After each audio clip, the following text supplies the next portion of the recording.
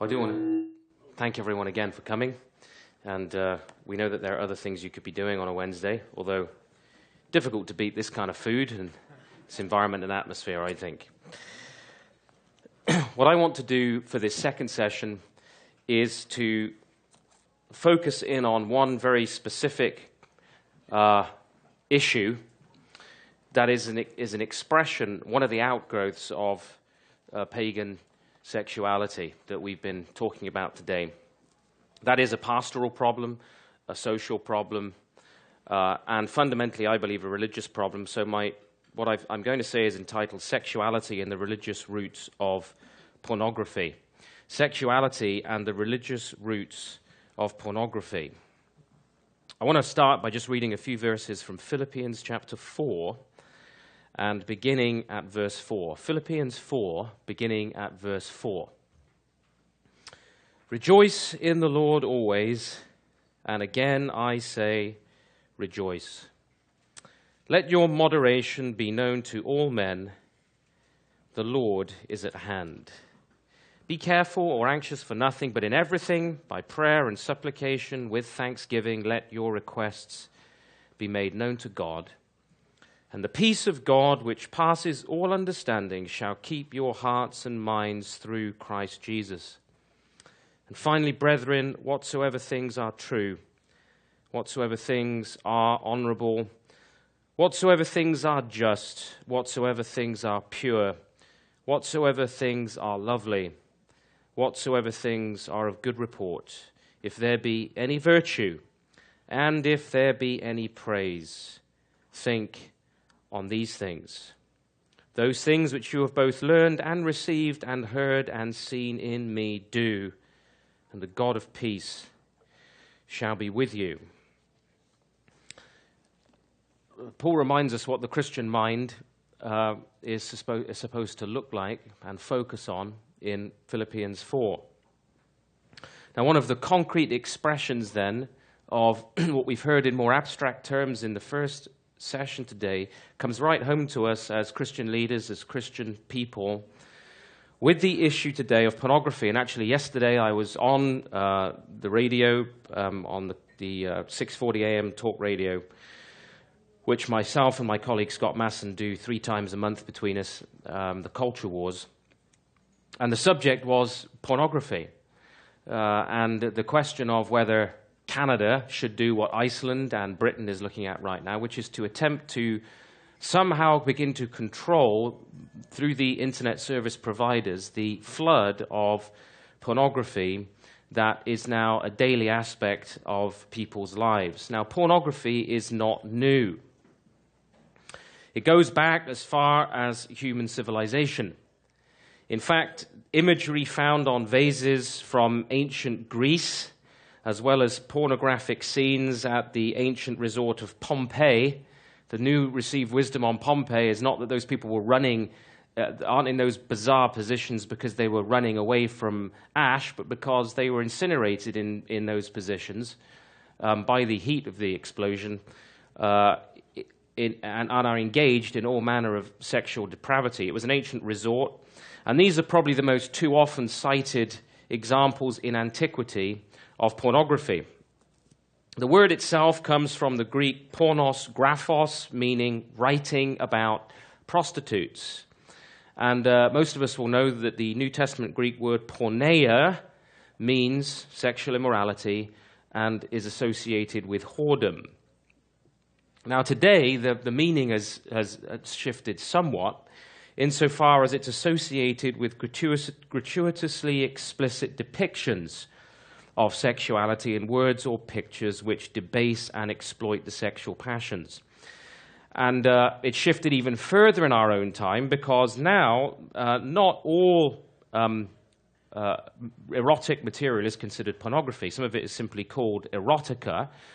Pornography in the modern world is seen as that which seeks to generate a response by pairing sexual themes with various other mechanisms, in particular aggressive, dehumanizing themes, which seek to break down social taboos.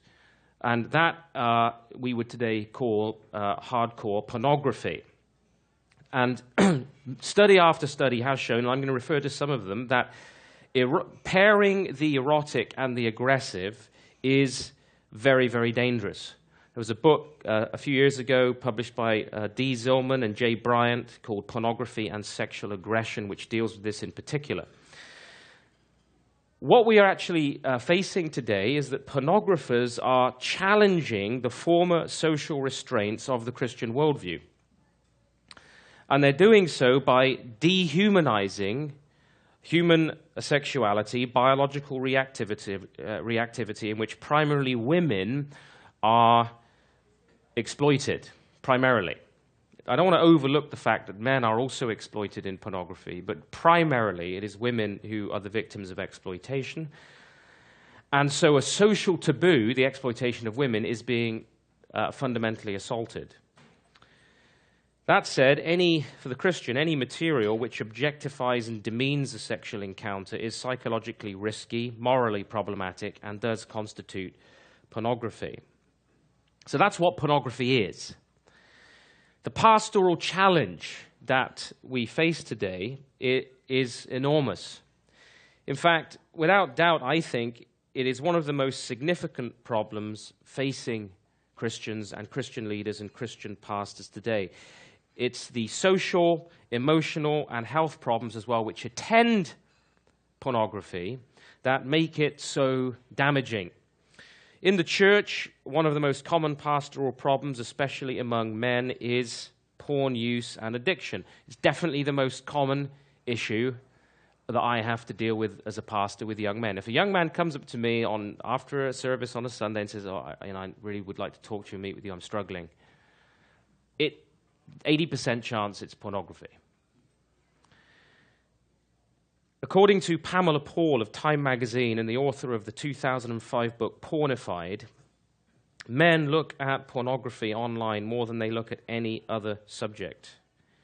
In fact, there are around 40 million regular users of online porn in America alone, consuming upwards of 800 million movies. In other words, 1 in 5 rentals is pornography in America. $4 billion a year is spent on video pornography in the United States, which is more than all the major sports. $4 billion.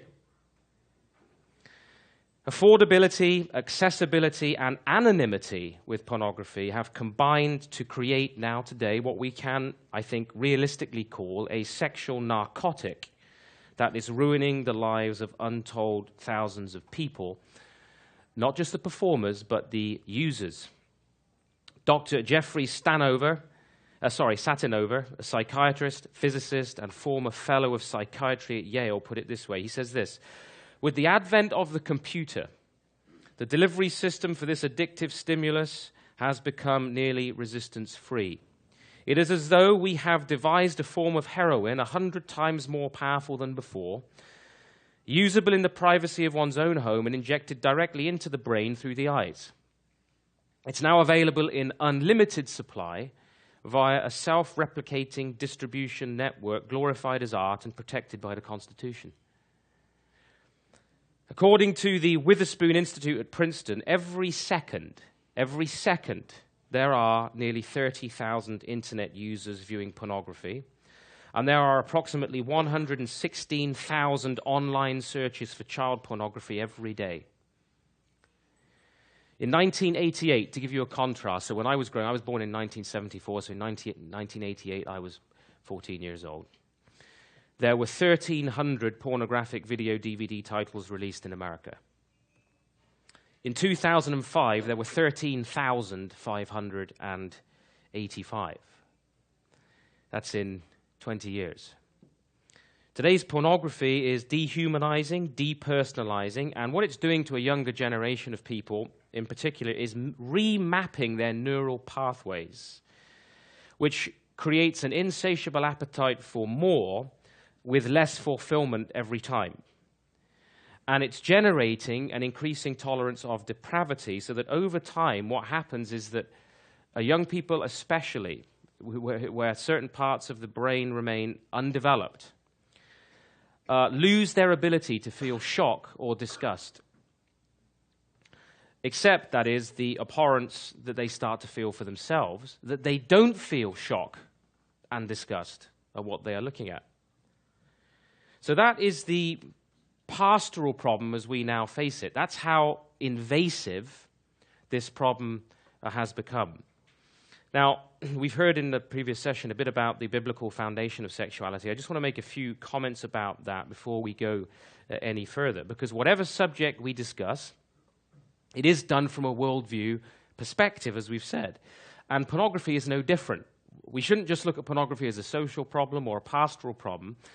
Fundamentally, there is a worldview issue behind the massive growth and proliferation of pornography. That is to say, there are a set of ultimate assumptions about the nature of the universe, God, man, and so forth, that will govern our conclusions and our theory-making in all of these things. And this is particularly obvious, of course, in these moral and ethical areas. Now, the biblical interpretative structure tells us that people, that's men and women, of course, are made in the image of God, who is totally personal, and that we're made to reflect his moral beauty and his moral character. And that means, for the Christian perspective, that every person has an intrinsic and ineradicable dignity and worth before God, that our lives and indeed our sexuality are sacred, which means they are set apart for holiness. That is, they're to be conformed to, which is what sanctification really means, the Word of God and his purpose. Now, what this further means is that all of life and all of our health is actually on God's terms for the Christian. Our lives and our health is on God's terms, not our own. And so for biblical faith, we live in a personal, not impersonal world. It's personal because it's been created by a tri-personal God. And all of our activities are therefore personal and relational in a moral universe. Even acts that we engage in on our own are still personal because we're related to God, even in our solitude. Concerning our nature and our sexuality, the Lord Jesus, quoting Genesis, as you know, says this: "He who made them from the beginning made them male and female, and said, for this reason a man shall leave his father and mother and be joined to his wife, and the two shall become one flesh. So they are no longer two, but one flesh." And likewise in Hebrews 13:4, the Apostolic Council there writes, "Let marriage be held in honor among all, and let the marriage bed be undefiled, for God will judge the sexually immoral and adulterous." We see a number of things in these two texts about our human sexuality.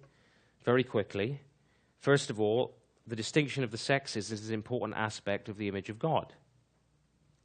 They're made male and female in the image of God, as is the idea of a monogamous, faithful marriage relationship. The triune God is not a blank or bare unity. This is where the doctrine of the Trinity is so very, very important. There is an interpenetration of the divine community in an eternal, self-giving love, one and many, unity and diversity in the being of God. This differentiation in God's being, or what we can call transcendence, difference, distinction, is equally ultimate with God's unity. And this is partially at least reflected in the creation of man as male and female and the heterosexual union of marriage. Something about the nature of God is expressed in those distinctions and in the unity of the one flesh relationship. This is the biblical foundation of the idea of the sanctity of human sexuality. And this is rejected in paganism, in the oneism that Peter was talking about, which idealizes androgyny and posits the sameness or equality of all things.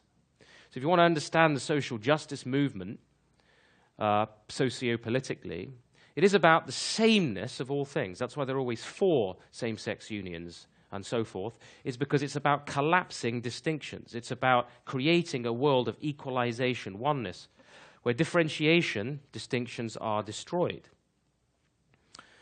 It's obviously clear that there is only one context for the gift of sexual intimacy to be expressed in the biblical view. It's to be enjoyed and celebrated, and it's in the personal, committed, mutually respectful relationship of marriage where honor, love, self-sacrifice, and service are designed to bring wholeness or integration, health, wholeness, harmony and integration, and satisfaction into people's lives, where sexual union expresses completeness and consummates that union.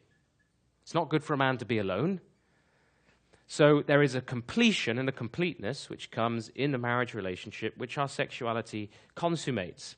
And it's a totally personal act, therefore. Sex is a personal act in the context of this relationship. And this ideal is not just foreign to our culture today. It's increasingly foreign to even, especially the young, in our churches. Many young people today are surrounded by brokenness and deviance.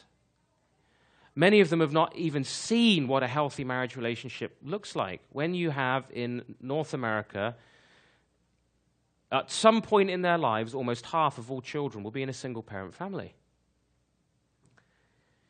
In Scripture, then, it is held that all other forms of sexual gratification are ultimately disintegrating, depersonalizing, detrimental, and result in personal, emotional, and social deterioration. That sounds, now if you posited that in the public sphere today, on the radio or the television, it would sound very strange and probably offensive to many ears. But the tragic results of what has been called by the intellectuals the sexual revolution, the social revolution of the mid-20th century, are all around us. From the divorce rates to the widespread promiscuity, the epidemic levels of sexually transmitted diseases, our demographic collapse, and, of course, fatherlessness, where we have a context in which many, many children have never known what it means to have a father, which study after study, going back to the Coleman Report in JFK's era through to Breakdown Britain some years ago, is seen and shown to be the primary cause of almost all major social problems. One of the most evident fruits of this sexual revolution and the abandonment of sexual restraint has then been this proliferation of pornography and the rewiring of people's understanding of sex. Now, when my father was a boy, you couldn't easily find, certainly before television, you couldn't watch this stuff. There were no DVDs to put on. There was certainly no internet. So you had to break down a huge number of social blocks to access this material. You had to ask another human being to get it for you. This massive proliferation then is rewiring the understanding of most people, especially the young. And yet, in the Western world, it is still the case, because of the influence of the Christian faith, that most women seek marital relationships based on mutual respect, integrity, fidelity, and romantic love. By contrast, what you have depicted in pornography is the idealizing of not personal relationships, but illicit encounters based on disrespect, detachment, promiscuity, and abuse, verbal abuse and physical abuse, which characterizes the vast majority of pornography today. And it is this great difference between expectation and reality of what takes place that gives rise to the shock and distress and harm caused when a wife discovers her husband is secretly using internet pornography. And this is a pastoral problem. For all of you who are pastors out there, you will have definitely dealt with this, almost certainly. The wife feels loss, betrayal, mistrust, often leading to anger, which, if left unresolved, can lead to the breakdown of the relationship. In 2003, a meeting of the American Academy of Matrimonial Lawyers found that 56% of their divorce cases involved one party having an obsessive interest in pornographic websites. 56%, where it was a major factor, cited as one of the grounds for divorce. And it's not only men who are affected. One study has suggested that now women represent about 30% of internet pornography consumers. One 2008 study of college students discovered that 31% of young women reported using pornography versus 87% of young men. So it's in context, but it's still there. It's a problem, and it's a growing problem. So the biblical worldview that's still, to some degree, nascent in our society, where still there is this expectation of what marriage should look like, is being deeply, profoundly challenged by the pornographer's worldview, and it's leading to the decay of relationships. That's the pastoral problem that we're facing. And the biblical foundation is not all lost. It's not disappeared yet, but it's on the wane, and one of the main threats to the survival of the biblical perspective on the family is the lack of restraint with respect to pornography. Now, let me turn now to the socio-cultural challenge before we come to the religious dimension of this, because it's important that we appreciate the degree to which this is such a problem. Pornography today is an industry. It is the 7th largest industry in North America. The implications of this is that the industrialization of pornography means that the average age of exposure to it is now between 9 and 11 years old, often leading to serious trauma and then dysfunction. So that it's actually, some of the things I've been reading about this in the past weeks as I've been preparing for this are just unrepeatable about what young people of this age know about perverted forms of sexuality. And many of them are exposed to it for the first time on things like Facebook, where they have a Facebook friend who tags something to their site. So if you've got daughters or sons who are young, beware of Facebook. It only takes one friend who's connected to a multiplicity of friends to post one thing, and it will be visible on their site. This is where they're often first seeing these links. Beyond this trauma, there is the dangerous sexual experimentation, which has led to the massive spike in teenage pregnancy and the spread of disease. So you have a river of degradation that's also linked to the rise of child molestation and child pornography, which, until the advent of the internet, had almost been eliminated by police forces in much of the Western world. The porn industry, with its strong links to other aspects of the sex trade, that is strip clubs and sex clubs and prostitution and so on, drives the trafficking of women. And people are unaware of the extent to which this is a problem in North America. Mostly these girls are average about age 15. And it's a form of, it's slavery. It's a modern blight of slavery in the West. Around 1,000 women a year are believed to be sold into Ontario. In the United States, the federal government estimates that between 14,500 and 17,500 people are trafficked into the country every year.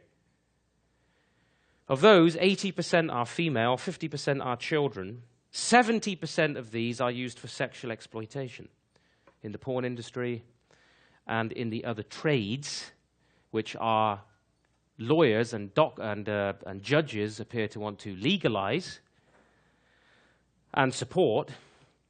And the various industries that result from the proliferation of pornography, this is where these children and women are exposed to exploitation. Very often the traffickers are actually found and discovered with the film equipment on them, according to a recent report I read called The Social Costs of Pornography.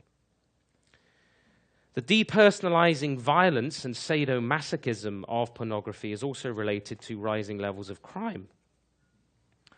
One representative study that looked at juvenile sex offenders found that a disproportionate number had been exposed to pornography as young children. So take this one study, for example. 29 of 30 juvenile offenders studied had been exposed to X-rated magazines or videos at an average age of 7.5. Other research has found that heavy pornography users are 6 times more likely to rape, So 83% of rapists and about 67% of child molesters consume hardcore pornography at very high rates. And one of the reasons for this, in terms of crime, is you've got the objectivization of women and children in pornography, as well as men, depersonalizing them. That way you don't see them as people made in the image of God. They are objects to be used and abused, rather than persons possessed of God-given dignity, humanity, and worth. And so the radical sexualization of culture puts women and children at the greatest risk. And I was on the radio talking about this yesterday, and I was certainly unable to convince my opponent on the radio that the idea of censoring pornography on the internet was a good idea, because these people plead civil liberties and freedom of expression. Alongside all of it now, what I said, by the way, to that was that we have created the problem of censorship of this. Right? We are now the victims of in terms of civil liberties, of the problem we created, because we legitimized and decriminalized the making of hardcore pornography, which is basically a form of prostitution. So if you legalize all of those things, and then you wonder why you're covered in a cesspool of it throughout the society, your problem goes further back than the issue of censorship. But we have to do something certainly about it now. Alongside all of this is the tragedy brought on people's lives by the enslavement, exploitation, and dehumanization to which both performers and users are exposed, the social fallout. And what we are now being told in the medical profession and by scientists is that pornography addiction is very real and it works like a drug. Scientists, many of them have argued that pornography does more than spike levels of dopamine in the brain for pleasure sensation. It changes the physical matter within the brain, so that new neurological pathways require pornographic material then to trigger the reward sensation, so functioning like a drug. To make matters worse, climaxes induced by pornography do not release endorphins, which are the chemicals that make people feel satisfied. So you contrast that with sexual intimacy with a real human being, which does release endorphins after sexual release. So you can see that a vicious trap is actually laid. The satisfaction that people are actually seeking in this impersonal universe of pornography can never be achieved. It can never be achieved. And hence, the cycle of addiction is perpetuated. And this leads to the necessity of the depiction of more and more graphic, taboo acts, such as sadomasochistic activity, to reach the same levels of arousal and so forth. Dr. Valerie Voon at Cambridge University, who is a global authority on addiction, studied this phenomenon of changes in the brain of heavy users of hardcore porn. And she concluded that the brain shows clear and distinct parallels with those with substance addictions.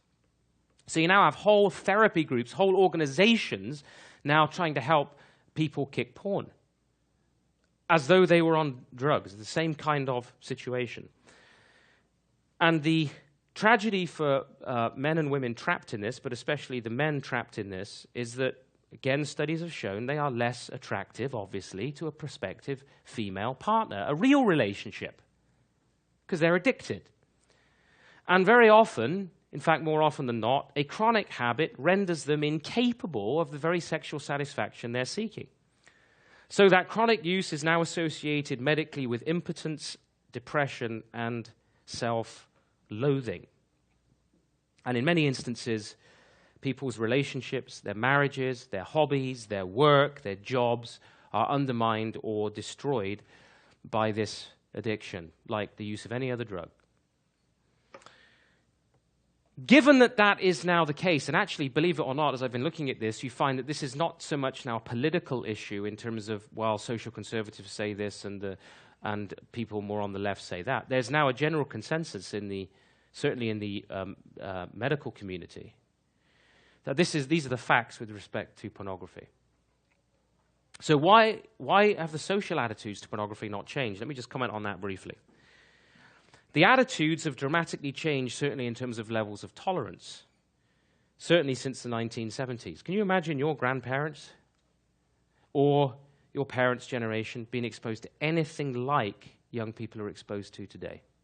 They would be shocked, stunned by most 15 general release Hollywood movies in terms of both the language, the gratuitousness of violence, and the depiction of sexuality. They would be shocked. Now, the Longford Report in 1972 in the US did reveal social harm with respect to pornography. In other words, it's not as though in the 21st century we're suddenly realizing, oh, this is a problem. A huge report in the US was conducted, research was done, and the report was submitted, the Longford Report. But various commissions on pornography and obscenity consistently push back the boundaries across the Western world in terms of this movement of sexual liberation. And the legal actions have allowed increasingly perverse and obscene material to be free from criminal prosecution. And this is in terms of the demands of liberation and freedom and sexual license. True, child pornography has been resisted to some degree. There's been a strong reaction in our culture, and certain members of the educational establishment in Toronto, as you know, were recently arrested on charges of making child pornography. There is legislation against it, and the abuse of children there's a dim view is taken of it. And yet, we have not taken the same view of the exploitation of women. Very interesting. Christian groups have commented on it. Some feminist groups have been concerned about it. They come from very different philosophical perspectives, of course. But women being portrayed as basically less than human to be used and abused by men has been remarkably tolerated. And as I found out on the radio yesterday, male callers phoning in did not like my perspective on the idea of censoring porn, which I pointed out I was not surprised since 80% of them were using it. So there's going to be an effort to justify this.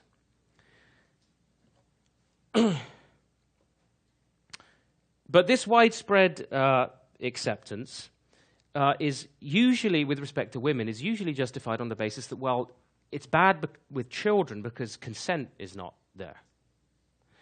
But with women, if it's consensual, should be fine. This, of course, in many cases is completely false because, as I've just said, much of the drive of the industry of pornography is supplied by sex trafficking. But also, the so-called consent that is given by these women involves emotional, psychological, and physical abuse to participate, very often. And even if somebody is consenting, it doesn't mean they're not being exploited. I mean, you can consent to buying shares in a defunct company. Doesn't mean you're not being exploited, does it? Just because you're being misled. People can be abused and exploited for a variety of reasons: poverty, emotional deprivation, mental illness, psychological damage, and so on. And a civilized society, certainly Christian society, has been concerned with protecting those who wittingly or unwittingly, by ignorance or manipulation or even their own depravity, are being exposed to abuse and exploitation. This is why prostitution was, and should still be, I think the Ontario case, is there any lawyers in the House? Has that been appealed? It's been appealed, hasn't it? And I don't know, is it, that's not pending. But prostitution has been illegal for good reason. Even if people want to sell themselves into prostitution or sell themselves into slavery, it's illegal in Canada to sell yourself into slavery. And that's why we even organize organizations to protect animals. Now, it should strike us as exceedingly perverse that dog fighting and bull baiting and fox hunting and whaling are illegal in most Western countries, and yet pornography that exploits women is our 7th largest industry. It's permitted and celebrated and endorsed. We will protect the life of non-rational animals from abuse, but not the life and dignity of women. And because of this objectification of women, our society has largely forgotten that each of these girls and the men in these depictions are someone's daughter, someone's mother, someone's sister, niece, or grandchild. How many of us would want our daughters objectified, humiliated, and demeaned in pornography? It would be unthinkable to us as fathers. Despite all this, there are some who argue that it's all refreshing emancipation from outmoded sexual restraints, and that we are heralding a new era of a new morality. What does it say about the nature of the way in which our society is now viewing relationships? Well, permissive, yes, but also uncommitted. So that increasingly men are uninterested in marriage and commitment and the raising of families, which that commitment entails, and fewer people want to marry and have children. And the pornographic culture has helped create some of that. It's contributed to this decline, to the detriment of family life. And so what I'm saying to us today as pastors and leaders is, as an aspect of this pagan revolution, pornography is impossible now to ignore. It's as important as crime, family breakdown, economic collapse, and so on. Easily as important as these issues. How many of us have addressed it directly? How many of us speak to it? If we want the character of our society to be something worth living in for our children, the issues of abuse and exploitation and the nature of true, fulfilling, biblical sexuality must be dealt with and addressed. Biblical faith declares the beauty and sacred character of sex in the healthy, God-given relationship of marriage, and only in recovering that can we actually deal with the pathological addiction to pornography, which diminishes, objectifies, and dehumanizes us all at the end of the day. Now, let me come in these last 25 minutes to the religious foundation of all of this. What I've said so far doesn't actually get to the root of the problem. It describes the problem. It articulates some of the problem, but it doesn't get to the root of the problem. And actually, the rise of the porn industry in our time, and it amazes me that Christians don't make these links themselves very often, but we should all be making them. This massive rise of this industry has a much deeper religious issue at its heart. It's a byproduct of a worldview that shapes people's understanding of their place in the world. It's interesting when you actually read what the pornographers themselves have to say about these issues. They don't simply insist on a right to distribute this material.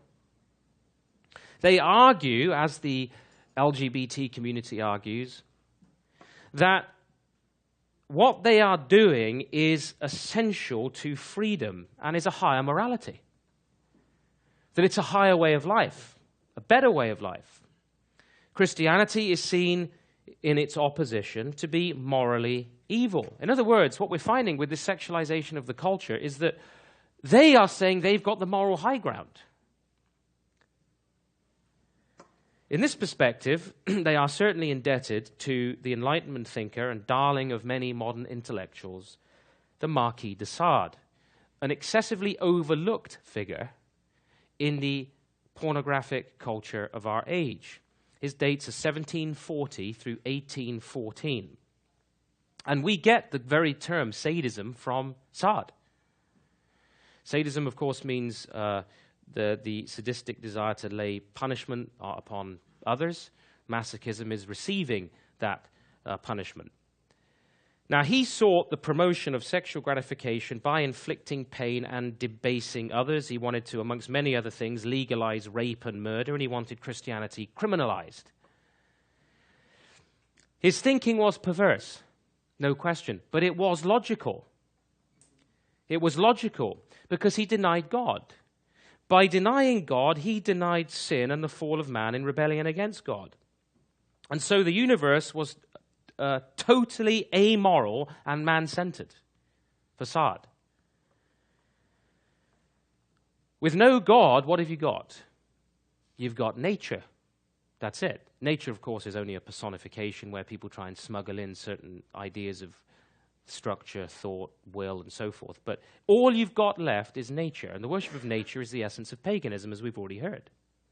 Without God, there is only nature. There is the collapsing of these distinctions. As such, anything that occurs in nature is normal and natural. So if it happens, it's normal. If it occurs in nature, it's natural. He actually rejected the deistic conception of nature. At that time, of course, as people were jettisoning in the West the triune God of Scripture, they were replacing God with nature, with a remote, maybe first cause God who kicked the ball but is nowhere to be seen ever since. Sartre saw through that. He saw the weakness of that view and rejected the notion of natural law, and said that if something's to be imagined or desired, it's part of nature and therefore not only to be tolerated. You don't just tolerate what people desire and imagine, you release it. Since there is no God and we're not corrupted by sin, there's no transcendent moral authority to judge man's desires as good or evil. So Sartre claimed that his goal was actually total freedom from all restraints, and that has actually become part of our progressivist educational philosophy today. Freedom from restraints, freedom from the moorings of biblical morality. Now, in his day, Sartre was considered insane. He wasn't insane. He was thought insane because most did believe that there was some sort of supervening law and principle over the universe, or at least that's what the Enlightenment thinkers taught. And in that, they were simply borrowing from Christianity, and Sartre saw the weakness of that position, and he forced the starting point of Enlightenment thought to its logical conclusion. Now, in the 18th century, Sartre was banned, imprisoned, and so forth for his obscenities and blasphemies, but he anticipated the modern world very effectively. And he is today praised and admired as one uncovering the infallible voice of nature, which Christianity seeks to suppress. And the pornographers, and that worldview that is the seventh largest industry in North America, is, yes, there are economic interests at work, but spiritually behind all of that is this sexual anarchy. I said that it's affected the educational establishment. Somebody here reminded me already today, something that I discussed on the radio yesterday, of the extent to which this is being pushed in progressivism, because progressivism has no logical stopping point. Where's it progressing to? Dr. James Kincaid, a professor of English at the University of Southern California, has been criticized for his sympathy to pedophiles. Lo and behold, a conference is happening on Saturday, while we're dealing with sexuality, recovering a biblical vision of it. The Ontario Institute for the Studies in Education, which trains a lot of our teachers, is hosting their own conference titled Bodies at Play, Sexuality, Childhood, and Classroom Life. And in Kincaid's conference announcement, this is what we read.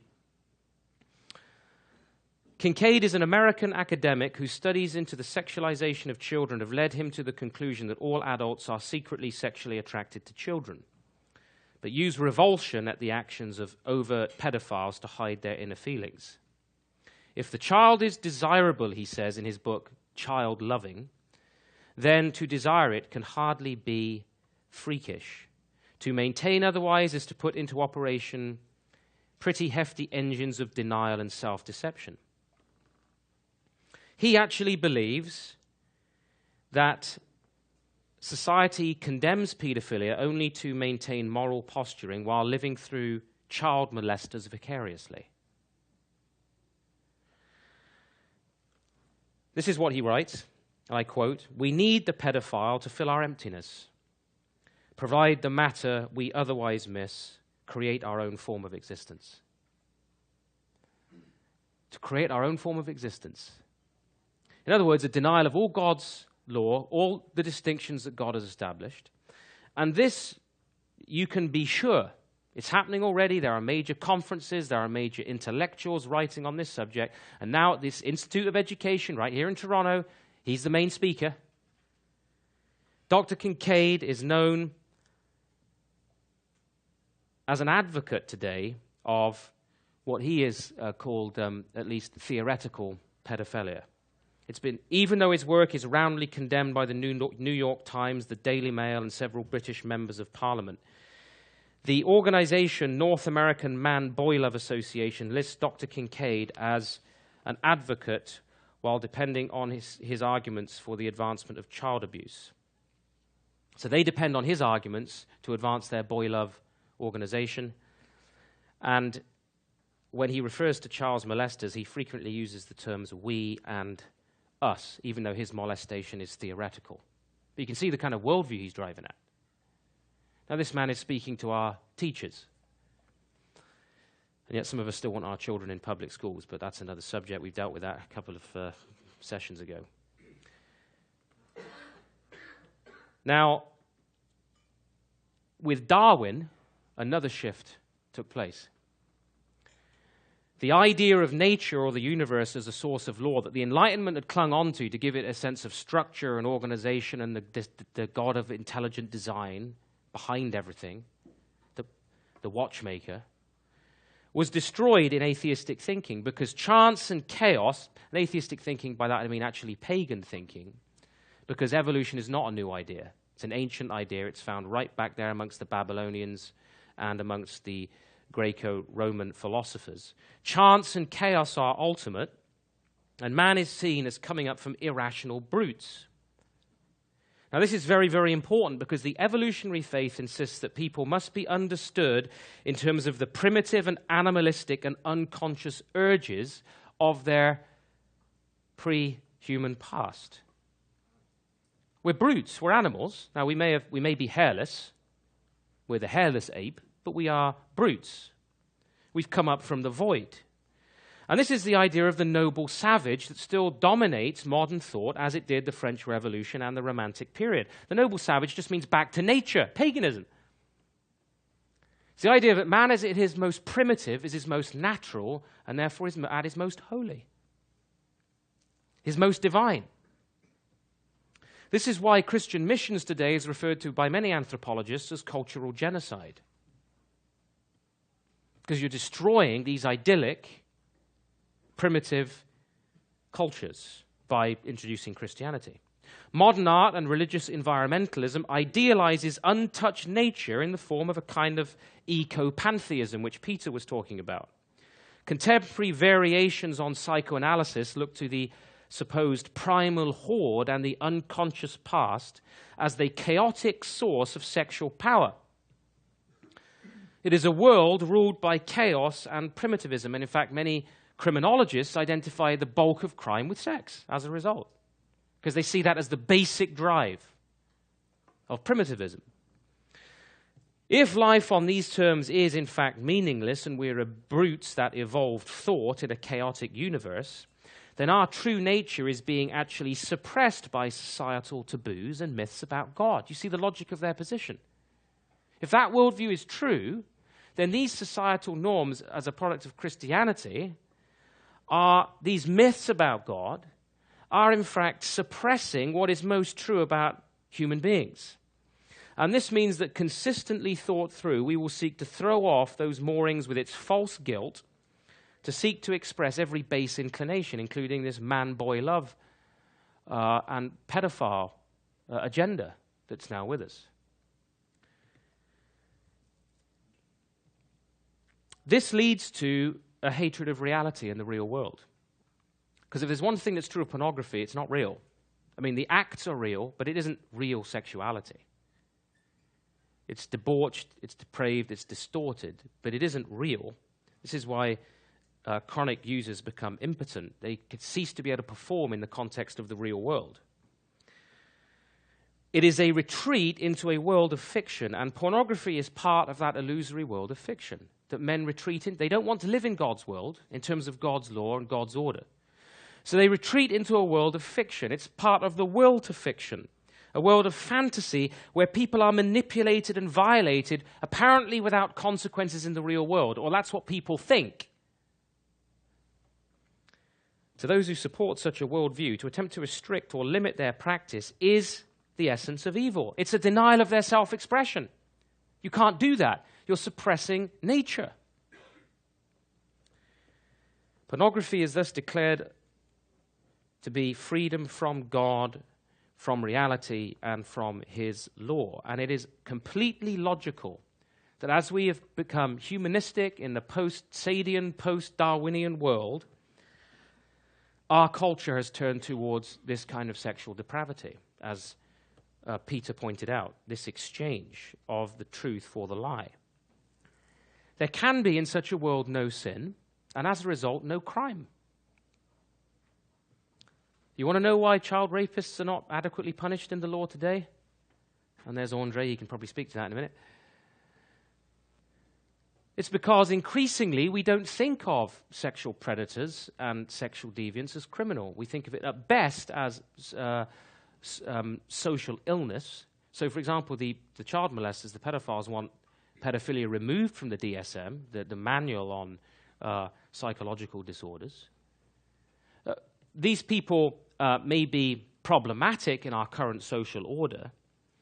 I remember a few years ago discussing child rape by perverted priests on the radio with a professor who is now at the University of Toronto. And he refused to consider the idea that this is sin and crime. He wouldn't even consider the idea. Men, he says, are sexual animals. They want to express their natural drives. With or without the availability of women, they will engage, he says, in all manner of sexual practices. It's natural. You shouldn't censure it too much. For the sociologist Emil Durkheim, the father of modern sociology, he wrote a book on the normality of crime. He wrote a piece, rather, on the normality of crime in his book, Rules of Sociological Method, in which the criminal is an evolutionary pioneer developing a new moral path for the next stage in evolution. I mean, that's logical. It's completely logical. Crime cannot be conceived of as evil and not seriously suppressed because it may be the anticipation of our own future morality. And if you look at the way Saad lived and behaved, well, that's actually true, as we've abandoned biblical Christianity. Our grandparents could never have envisioned the world of pornographic debauchery that is piped into living rooms today. In this view, sexual crime becomes a legitimate way of life. Prostitution, child love, production and making of hardcore pornography, which is criminal, is a legitimate way of life. It's been legitimized by our society, or is in the process of being so. We are now seeing these movements, as I've said, that include intellectuals towards what they call, to avoid the term child molestation, intergenerational love. Whatever occurs in nature is normative. If it's desired, it's good. Man is an aspect of nature. He's part of the oneness of all things. And if it occurs in nature, it's good. But there is nothing new in all of this. As a culture undergoes death, we idealize primitivism and revolt against God's law, against decency, against reason. And Christians, Jesus Christ in his teaching, become the true evil. Hence, we are mentally ill, we're haters of humanity, and so on, because we uphold biblical faith. We're the enemy in challenging this particular worldview. Now, to understand that primitivism in these last 5 minutes, we need to understand the fertility cult which dominated the ancient world. The rituals of the fertility cults saw chaos as the source of power and regeneration. And I said this briefly in the question and answer period. Because, don't forget, in this worldview, in the pagan worldview, everything evolves from a primeval chaos. Men and gods. There's some kind of watery chaos out of which everything emerges. As a result, there are unseeking cycles for men in this evolution, but chaos in all of it remains basic. Chaos is therefore seen as fertile, potent, and revitalizing, because chaos is the source of creation. See, for us, God is the creator and redeemer. So the source of regeneration and new life in the Christian worldview is God himself. If you don't have God and you have only nature, what you in fact and that creation is the result of chaos, what do you look to for life and power and potency? You look to chaos itself. Phallic songs, highly sexualized dance, orgies, incest, sodomy, bestiality were commonly practiced during festival times in the biblical paganism we see in Molech worship and Baalism, and in the modern examples in places like northern Rhodesia, Bala, and so on. This can be found everywhere. This faith is expressed in our own time through pornography. It's a different expression, but it's the same worldview. Renewed potency, renewed power, renewed vigor is sought through acts of perversion and abuse. Bestiality is now not uncommon. In fact, Germany just had to pass a law against bestiality, or reintroduce a law that had struck down in the 60s. And that wasn't because Christians pressed for it, it's because animal rights activists pressed for it, because people were abusing animals. Seriously. In ancient Egypt, it was observed by anthropologists as late as the 19th century that men mated with the sacred crocodile. It was done with camels in other parts of the world, amongst certain desert peoples. These were all considered acts of chaos, but acts of revitalization, renewed vigor, a way of introducing life into a dying context. As a result, as Rome deteriorated, the circus became dominant and was related with their fertility cults. Women were subjected to rape, even by animals, for the entertainment of mobs in the Colosseum, and boys were assaulted, and so on. And this was thought to be regenerating, and fertilization by chaos from the lower realm was happening. This is what religiously they believed. It was thought to introduce this sexual chaos, primordial power into man and his society. So you violate these taboos through various, by violating taboos, various forces of nature are thought then to be harnessed by those who practice them. And when a culture dies, whether consciously or not, it seeks not regeneration from above, but revitalization from below, from the primeval, from chaos. That's the essence of that religious perspective. Thus, if power, life, and regeneration doesn't come from God above, it is sought from below in various forms of perversion and chaos. And this was the view that underlay fertility cults and the modern pornographic obsession. Now, Darwin, of course, repackaged all of this, popularized it with a scientific veneer, and then Freud brought it into human psychology. Guilt was, for Freud, the result of the unconscious id, an unconscious desire to murder and eat the father and copulate with the mother, parricide and incest. This was introduced right into the heart of human psychology by Freud. Now, I know Freudianism, with some of its dream analysis and all of that, is now disreputable, but many of these basic ideas about sexuality and the libido and so forth are still prevalent in thinking about the human person. This is supposed to be basic to man's desire. So he has his ego, the thinking self, wrestles against the id and the superego. The superego is the teaching of our parents and the church and moral restraints and so on and so forth. That all has to be broken. So Freud sought to give a scientific explanation of guilt. He didn't get rid of it, but he sought to offer a pseudo-scientific explanation of it in terms of his pagan worldview. Now, let me give you a very popular and very simple illustration. Think about swearing in our time. The use of obscenity. What is the most common swear word that you hear in the movies these days? You don't need to repeat it to me. We all know that they're four-letter words, the most popular one beginning with F, and a particularly objectionable expletive beginning with a C or a K, which refers to or reduces women to a sexual organ.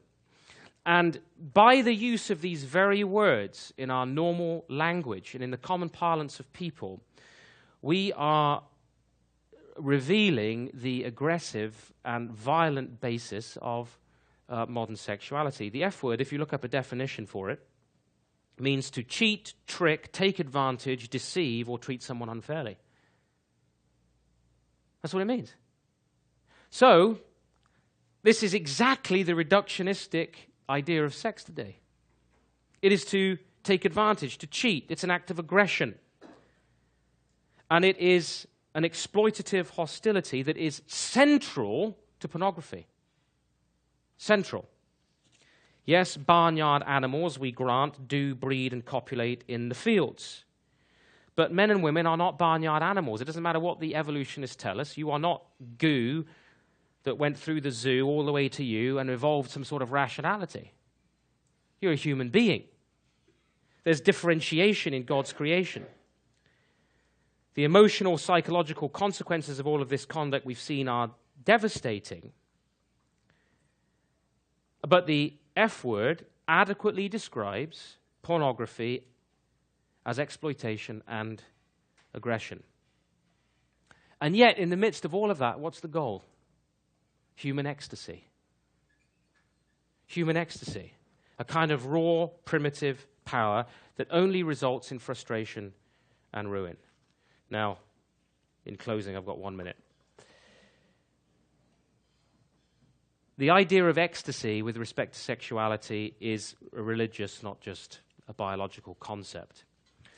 Pornography basically feeds on the hunger for intimacy, for bliss, for freedom, for well-being, for joy. And these are perverted, they're twisted, so that people are led to believe that they can get this by the exploitation and debasement of others. It means that invariably in pagan thought, sex and violence become associated with one another, and this is exactly what the Roman Colosseum was all about. It's exactly what pornography is about. They tell us it's in the interest of freedom. But Jesus said this, "You will know the truth, and the truth shall make you free. And if the Son sets you free, you will be free indeed." This is a freedom that is in terms of relationship to God and others. Because for biblical faith, renewed relationship with God, true freedom, is this renewed relationship with God where we are liberated from our slavery to sin and selfishness and to ourselves. Jesus said, "He who commits sin is a slave of sin." There's no freedom there. We are creatures of God, and therefore there is no such thing as an anarchistic or total freedom. In fact, total freedom for man is tyranny. It's tyranny. Because if your freedom is total, what's mine? It's limited. Every man cannot have total freedom. God alone is totally free. So Christian liberty, civil liberty in the Christian world, meant mutual restraints to further legitimate liberties as defined by God. And these restraints are imposed on individuals, families, and institutions. And it grows, true Christian civil liberty grew out of the desire not for total freedom, that was Sarde's vision, the legalization of rape and so on, but freedom under God in Jesus Christ. Civil liberty meant legal restraints to prevent the abuse of power and the undermining of liberty. And so liberty and law have always gone hand in hand in the Christian gospel. Freedom and God's law. Yes, for Freud, the id was unconscious, unorganized libido, demanding, infantile, instinctual, and beyond good and evil. Raw vitality, this idea, the myth of total freedom. But it leads only to meaninglessness, tragedy, abuse, guilt, and self-hatred. And if the pornographers are right, then you and I are also meaningless and expendable ultimately in a pagan world. There is only this impersonal, godless universe, and we exist for our own self-gratification. And that is why violence and obscenity are characterizing our de-Christianized culture, and it shouldn't surprise us. But in the gospel of Jesus Christ, we are re-established as persons, precious, unique, loved, prefigured, called forth in a universe of total meaning. So with all our guilt and impurity and sin, we are creatures of a God of righteousness, justice, and mercy. He calls us out of our slavery to sin and self-deification. And through his own Son, the Lord Jesus says, "I am the way, the truth, and the life." That means Jesus declared this was a world of total meaning. He's the way, he's the truth, he's the life. Truth is personal, life is personal, the way of life is interpersonal, it is communitarian, and our humanity is affirmed as meaning, purpose, and dignity are affirmed. Love is intensely personal and relational. It does not use and abuse the beloved. It serves in self-sacrifice. So pornography is the deformation of sexuality and a form of idolatry. Christian marriage is its restoration, reflecting the image of God. And that's why the issue of marriage, the issue of sexuality, and the issue of pornography today are so, so important to the Christian church.